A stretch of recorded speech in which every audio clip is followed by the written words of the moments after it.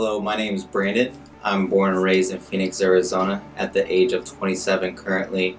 I'm the owner of Redline Digital, the data-driven agency to help clients' online business grow. Hi, I'm Christina Chambers and I'm 22 years old and I'm a student at Arizona State University.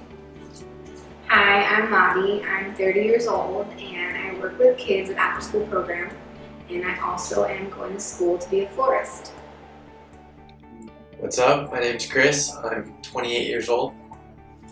I love dancing. I'm actually on a dance team and I enjoy going out with my friends and eating good food and drinking good wine. Things I like to do, my hobbies would include painting, drawing. I like to be outdoors, go to music concerts, and stand-up comedy. I like to go shopping, I like to travel, and I like to hang out with my friends and family. I'm also happily engaged to the love of my life, and I'm also the proud dad of two beautiful girls as well. I'm an outdoor lover. I love everything to do with outdoors, off-roading, inside the trees.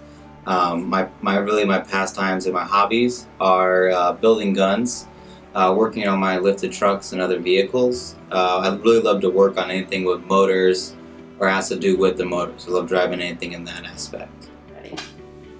4 years ago, I suffered a spinal cord injury. I was in a diving accident and I broke my neck at C67. I had a pretty rough go at the start.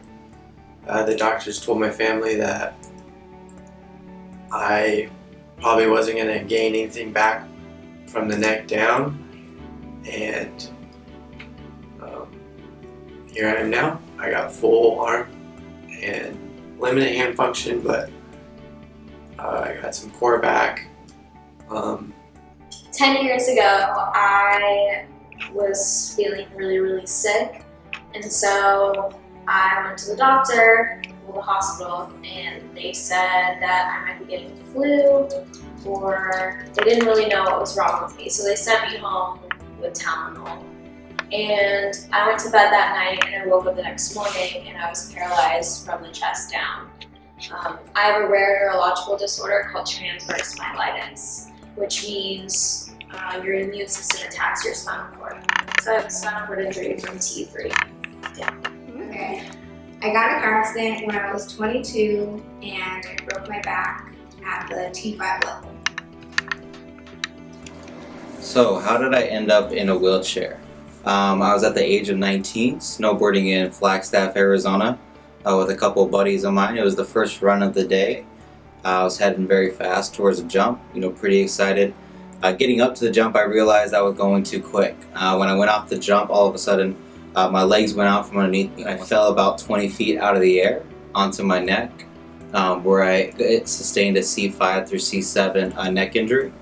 When I landed, I couldn't move anything. Everything went white, and then it slowly faded back into focus. And I said, hey, I think I'm paralyzed. I can't move anything. They rushed me to the hospital, where shortly after I found out I was a C5 through C7 incomplete injury. I could barely move my arms. Waking up the next day, told me more about my injury, told me that I would never be able to probably walk again, have kids, or be able to go in the bathroom by myself.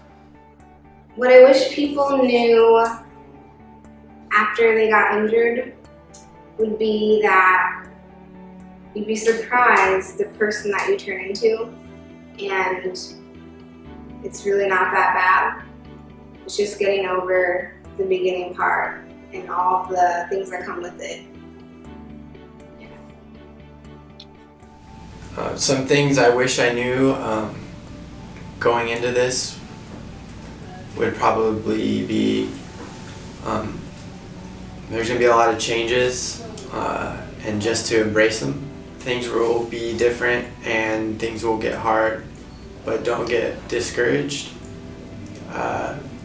Just because one thing works for someone doesn't mean it's going to work the same way for you. There's going to be a lot of trial and error, and you'll figure it out, but just don't give up. Keep a positive mind, and you'll get through it. So what would be my advice to other people in wheelchairs? It would be don't listen to what anybody says. Don't listen to anybody as far as what you can and can't do.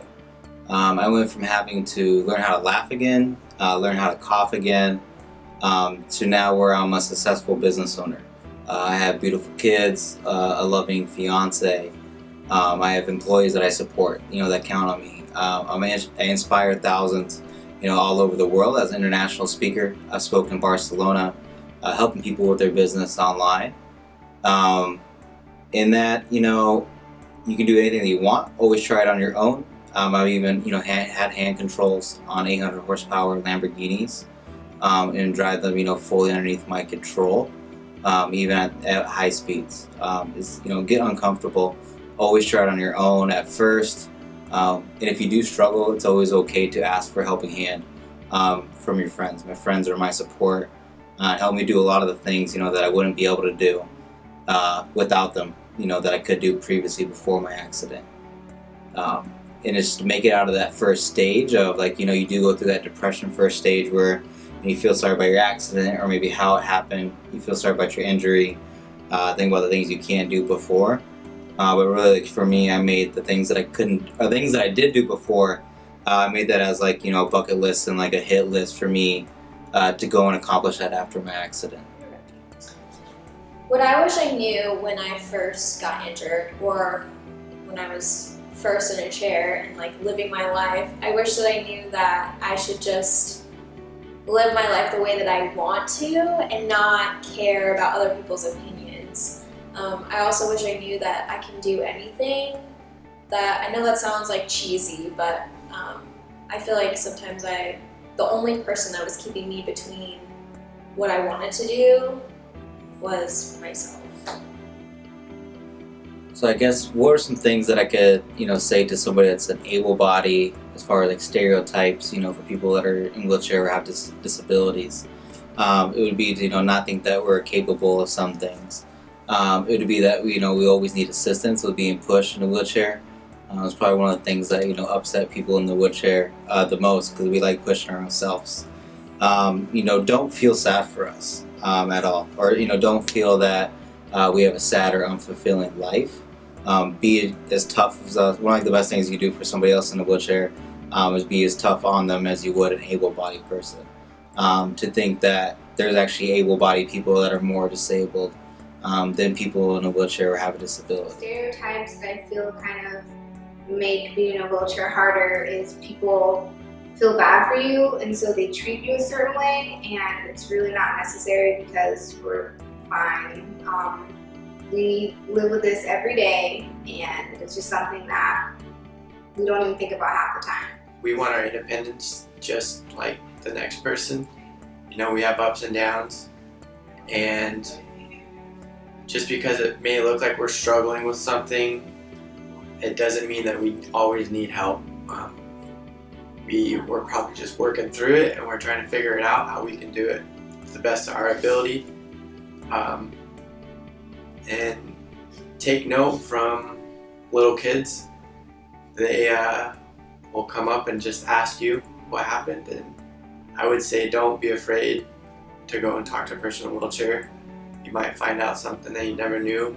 We're pretty open when it comes to questions, so yeah, don't be afraid to ask us anything, and we're people too. What I think people don't really understand about a disability or a spinal cord injury is that at the end of the day, we're just people, we're human. We love like everybody else. We cry, we get upset, we have bad days, we have really great days, just like everybody else. So I wish people understood that instead of singling us out or looking at us as different, that really we just are trying to chill, I don't know.